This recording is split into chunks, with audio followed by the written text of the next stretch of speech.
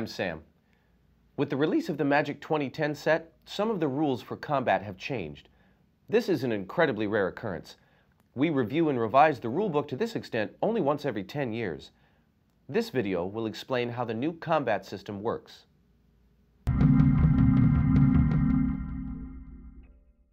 The combat phase still has 5 steps in it. Let's do a quick run-through of a combat phase in action.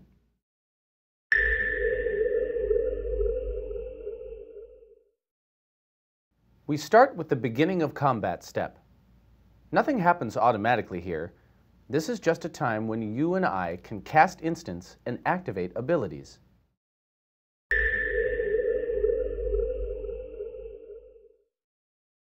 Next is the Declare Attackers step.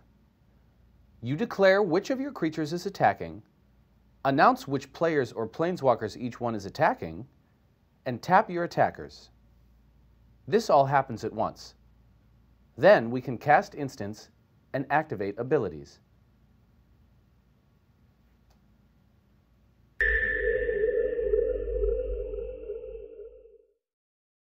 After that is the Declare Blockers step. I declare which of my creatures, if any, is blocking, and which attacker each one blocks. This all happens at once. Then we can cast instants and activate abilities.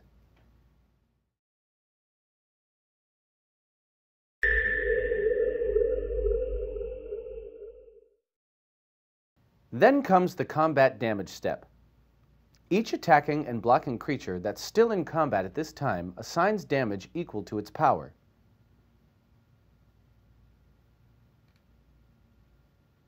When all creatures have done so, that damage is dealt immediately.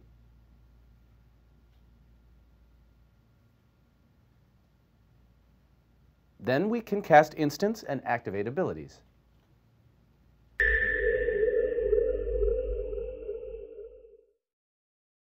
Finally comes the end of combat step.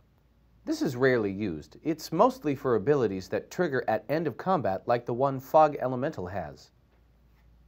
We can also cast instants and activate abilities in this step. The main change is in the combat damage step. Combat damage is now dealt immediately after it's assigned. Only creatures that are still in combat at this time get to deal their combat damage. Let's take a closer look. I attack you with Goblin Piker, and you block with Fleeting Image. They're both 2/1 creatures, but Fleeting Image has an activated ability you might want to use. You can pay 2 mana to return Fleeting Image to your hand. Now, during the Declare Blockers step, you have a choice. You can activate Fleeting Image's ability and pick it up. If you do, Fleeting Image won't be on the battlefield by the time the combat damage step comes around. Goblin Piker won't deal any damage to you because it was blocked, but no damage will be dealt to it either. That was option 1. Option 2 is not activating Fleeting Image's ability. In this scenario, we simply proceed to the combat damage step. Goblin Piker and Fleeting Image each assign 2 damage to the other, then that damage is dealt. Both creatures are destroyed. You don't get the chance to activate Fleeting Image's ability.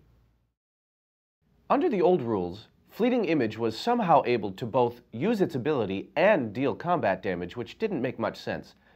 Things don't work like that anymore. Let's look at another example. You attack with a 3/3 Canyon Minotaur and a 2/2 Vampire Aristocrat. I block the Aristocrat with a 3/5 Siege Mastodon. You can sacrifice a creature to temporarily pump up Vampire Aristocrat. That means that once again you have 2 options. During the Declare Blockers step, you can activate Vampire Aristocrat's ability by sacrificing your Canyon Minotaur. The Vampire becomes 4/4 and it lives through combat. But since the Canyon Minotaur isn't around during the combat damage step, it deals no damage to me. On the other hand, the other option is to do nothing. Combat damage is assigned, then dealt. Vampire Aristocrat is destroyed, but I get hit for 3. You don't get a chance to save the vampire during the combat damage step. What about combat tricks?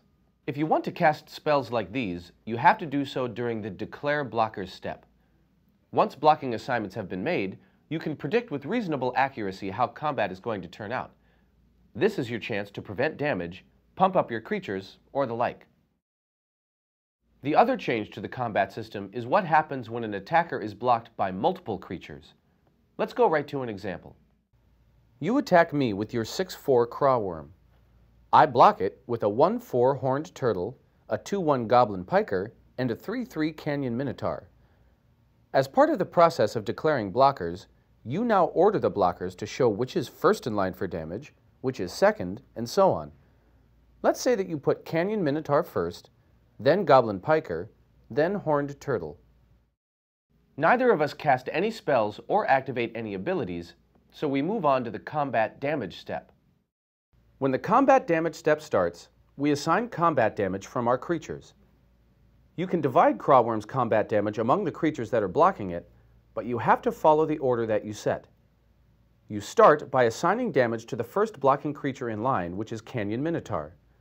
You must assign at least enough damage to it to destroy it, so you can assign 3, 4, 5, or all 6 of the Crawworm's damage to it. Let's say you assign 3. Now you can move on to the next creature in line. Goblin Piker has only 1 toughness, and Crawworm has 3 damage left to assign. You can assign 1, 2, or 3 damage to it. Let's say you assign 1. The remaining damage is assigned to the Horned Turtle because that's the only creature that's left. All the blockers assign their damage to the Crawworm.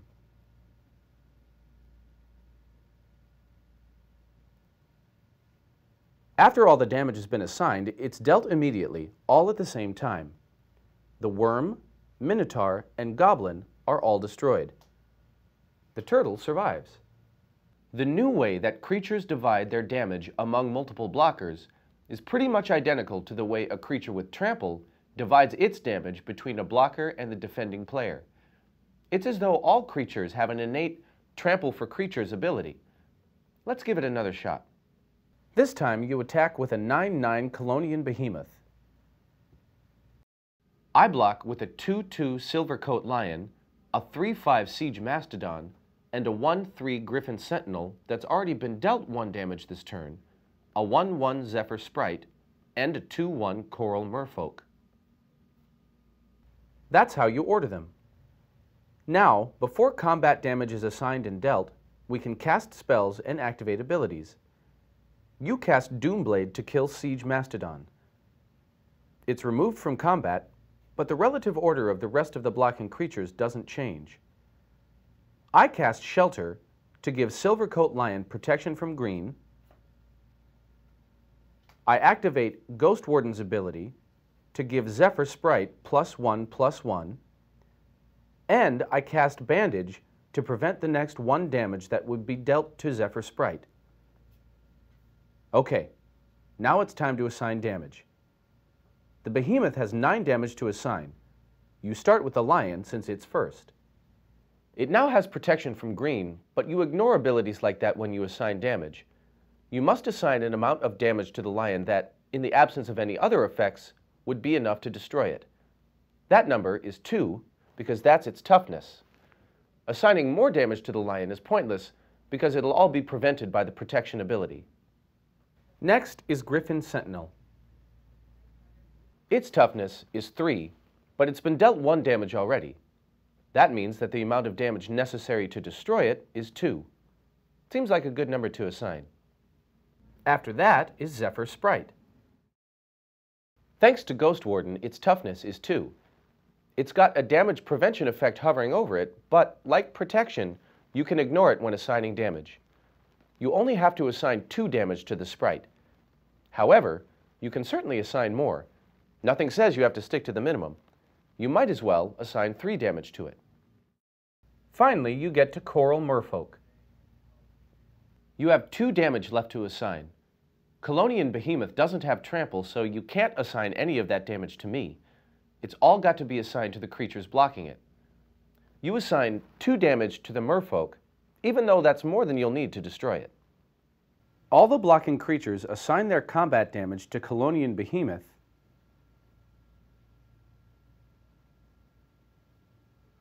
But that's just 7 damage. All the damage is now dealt.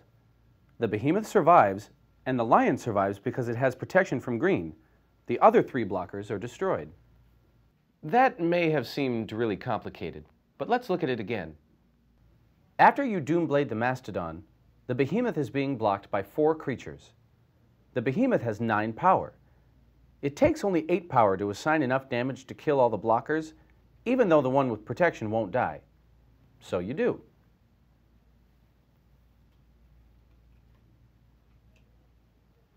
What else can I tell you?